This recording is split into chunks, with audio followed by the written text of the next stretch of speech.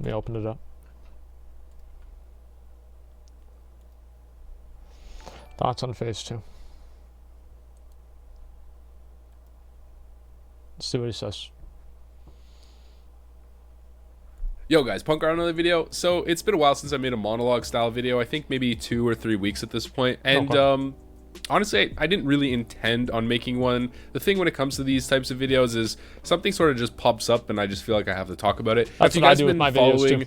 I guess the sentiment within the community, there's been a lot of discontent, a lot of people voicing their opinions when it comes to the release of phase 2 and how it's affected the game. And this is definitely something that I wanted to talk about. I don't necessarily have a really stern opinion when it comes to this. I'm kind of neutral. I understand both perspectives, and that's pretty much what I want to talk about here. I want to talk about both perspectives, where people are coming from, and most importantly, the main reason why I'm making this video is because I want to know what you guys think in the comment section. So generally when I make a video like this, I get way more comments than just a normal guide video or something like that. Everybody's got an opinion. I find it pretty interesting when we can gather almost like a community census in a certain way, or like my YouTube channel community census, and I think that's really interesting. It's awesome to read on my way to work, and it just gives me an idea of how you guys are feeling out there. So I'm not really coming with any spicy takes on this one. I do understand both perspectives, and that's kind of why I feel a little bit neutral, and I have some little things that I want to talk about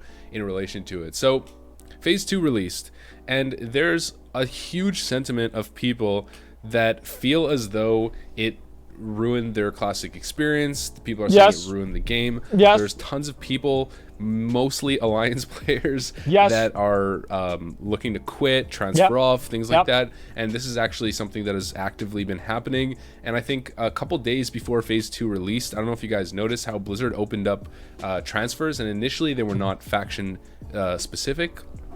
I think on some servers they did eventually make them faction specific. Maybe, correct me if I'm wrong, but there was a trend of people transferring off specific servers and creating a faction imbalance, or further exacerbating a faction imbalance. And I know that Asmongold for the last 2 days has just been getting camped on his stream all day long. It's real fucking funny, isn't it? Really salty the entire time, constantly complaining, talking about how he wants to quit the game, or he wants to move to a PvE server, talking about maybe playing retail, stuff like that. So clearly there's been really heavy sentiment from Alliance players specifically when it comes to phase 2, saying that the experience is quite toxic. And this is definitely something that I warned you guys in my what to expect, or not necessarily what to expect. I think it was like my differences between no PvP or no PvP system and a PvP system, and most of the things that I said, I'd say were pretty accurate, namely the one talking about flight points being camped. And I'd say this is something that mostly Alliance players are experiencing. I have some friends at work and some friends in general that are playing on Horde side, and they have not been camped at flight points whatsoever. But as an Alliance player, my first experience coming into phase 2 was dying at pretty much every single flight master that I landed at. So I mean, I'm an Alliance player, and I do understand where they're coming from. Personally, I don't really care. I just view it as, you know, it's an extra part of the game and I have to work around it. It's a bit crazy on my server. Like Horde is quite dominant, but eventually like the Alliance works together and we end up fighting the Horde back. We just need to communicate and actually bring people out there. I agree we're not with that. Like baseline at every fight I agree point. with that. Yeah.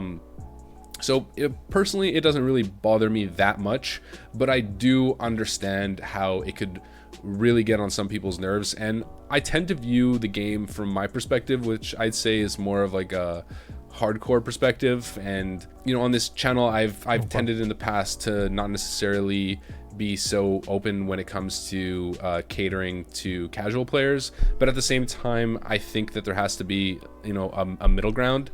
And I do understand that casual players are probably not super into this, and at the end of the day, if World of Warcraft, I don't think most people are. Not only do the hardcore players need to be satisfied and happy, but the casual players also need to be able to find their little spot within the ecosystem of Classic WoW.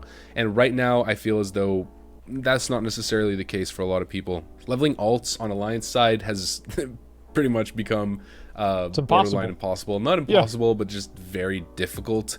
You're constantly dying. Every time you land at a flight master, you might die a couple times just trying to like get away from the flight master. That's definitely a thing. That's crazy. So the experience has become really tough for some people to deal with. Now it seems, I think this was pretty ridiculous. much expected as well. And let's say we do go into TBC, it's probably going to be the exact same thing. Most PvP players do tend to go on Horde side, whether that's a cultural thing where Alliance players just tend to not necessarily be too focused on PvP, and Horde players just happen to be the type of player to really be into, you know, world PvP, griefing, ganking, that type of stuff. I think that it's does a bunch play of part. undead rogues also play a part, but in general, that's it. On most servers, undead even rogues. if the faction balance and is undead quite mages. Equal, there's just few not as undead much priests. participation in PvP on the Alliance side as there is on Horde side. I'd say once BGs and premades come along, that changes entirely, because you're focusing specifically on Alliance players who actually want to PvP, and then you have paladins, which are pretty busted. So honestly, Alliance thrives in premades, but in the world PvP scenario, outside of really massive battles and just in a general small skirmishes across the entire map type deal, Alliance is definitely struggling right now. So this raises the question: if we think about the way that the phase release system has been set up within Classic WoW, it's emulating obviously what it was back in the day. And if you think about it, it's almost as if the early phases are essentially equating to an early time before vanilla was fully fleshed out. There's a couple reasons why world PvP was not necessarily killed, but was kind of dimmed the moment Blizzard implemented BGs. And I mentioned this in one of my other videos where that was done purposely. Not only because lag is a massive issue, this is still a massive issue on big servers. Because like 90% of the world PvP encounters fucking suck. Oh, we went up there and we fucking beat them 10v1. Or, oh man, I got killed 10v1. It's like, yeah, most of them suck. I mean, that's why they got rid of it. But like once the fight gets to like 120 plus people, it becomes borderline unplayable. Yeah. Once BGs release, borderline they solve unplayable. all of the issues. More when it like comes unplayable. To, out of world griefing, lag, and pretty much every issue that you can think of when it comes to world PvP, BGs sort of solve in terms of the actual feel of the world around Jesus Christ, you. it must be It nice doesn't to be a hunter. entirely kill world PvP. It's Holy still a thing, fuck. and it always will be a thing. But to the level that it is right now, where certain people are just unable to play the game, yeah, that's definitely not a thing once BGs come out. And as I was just stating earlier, it does level the playing field for Alliance in respect to Horde players, specifically because we get BG queues. if you're premating, you're able to, you know, pool a really strong player, 10-player group, whether you're on Alliance or Horde. So if you can find the right teammates, you'll compete with Horde, and you might even have an advantage considering that we have Paladins, like I just mentioned. And Paladins are better than Shamans. Pretty much Shamans. instant queues. They're so on just Horde better. side, there's so many different people queuing for PvP constantly. Shamans they have suck. bigger populations, and I'd say they have bigger populations of players that actually want to No, they're PvP better. in general. And on No, the they're Alliance better. side, it's obviously just 100% they're less better. people, so you're always able to get queues. So right now in phase 2, Alliance people might be crying, but in the next couple months, it's gonna get, you know, you're gonna be happy. Okay, all right. Everybody's like, no, not true. No, it's not. Oh yeah, of course. Being able to give somebody fucking immunity to physical damage, and be able to just make yourself immune so you can just spam heals, and they can't do a fucking thing about it for 8 seconds. Oh yeah, that's not overpowered at all. That you rolled Alliance. So really the question is, does Blizzard bend over to the people that are discontent right now with the current state of phase 2 and push out phase 3, or at least push out BGs before Blackwing Lair, or do they ignore those cries and give a couple months here of brutal Horde domination on pretty much every single server? Alliance players have to suck it up and then just wait for the next phase. They're gonna quit. From my perspective, I would say suck it up as an Alliance player, and honestly, even if you want to take a break from the game, take a break from the game. Yeah, and they'll once quit, phase man. 3 comes around, it's going to be a completely different standard of living for you. But at the same time, you know, I think this was something that really I was worried about. All right, so Yeah.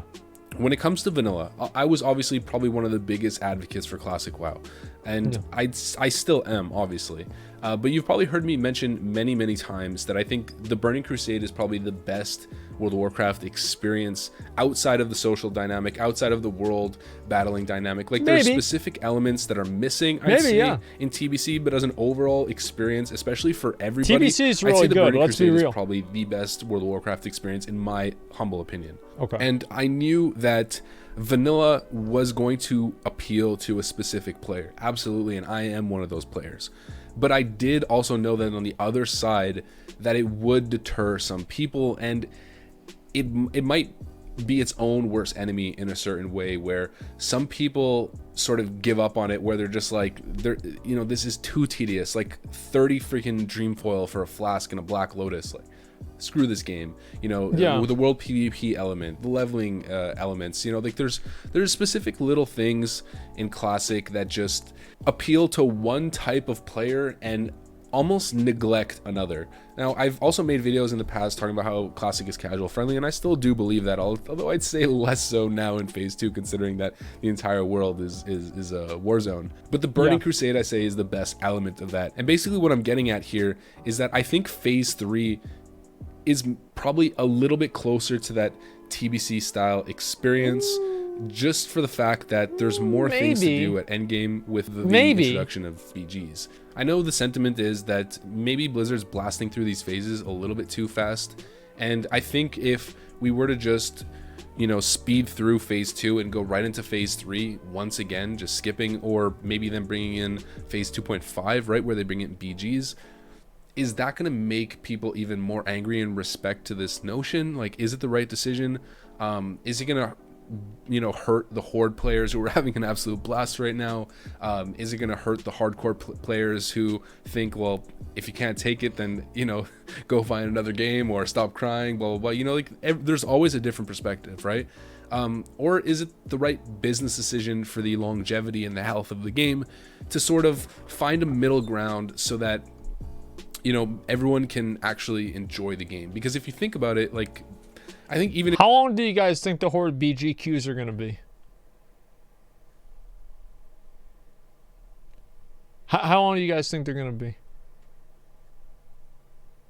30 minutes, 2 hours. If it's 1 hour, I think that'd be fucking hilarious. If you're the most hardcore player, having BGs is not necessarily a bad thing. And the one issue that I have right now with World PvP is that it's not so much like it was in previous experiences.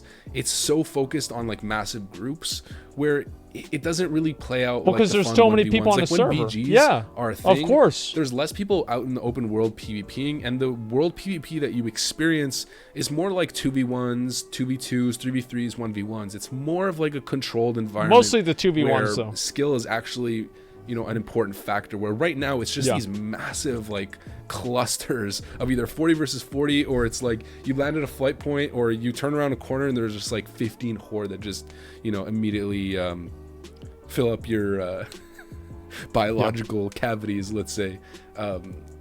So yeah, basically you get what I'm saying, where I feel as though having BGs definitely creates a nice balance, where you have the option to BG if you want a hardcore rank, if you want a pre-made, BGs are always there for you. And then the world PvP element is, I'd say, a lot more enjoyable when BGs are taking all of those players out of the world. I definitely see the perspective that adding BGs right now might actually be the best path forward for the game, and I think that would most likely appeal to most people as well, whether you're a world PvP or not.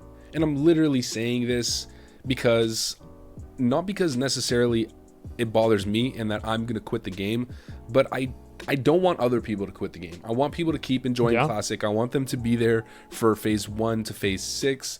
And I don't want, because we're sticking so hard to no changes and to the phase releases that were initially planned, you alienate other people. Of course. A certain type of player who should also be enjoying the game as well, without obviously diluting the experience, because I really don't think that would really dilute the Classic experience. So I could definitely see that as a nice path forward for the game.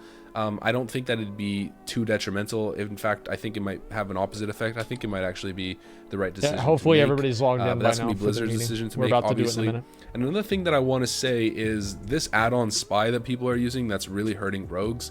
Blizzard needs to fix this. I mean, I would agree if it hurt anybody else besides rogues, but unfortunately Blizzard did fix it.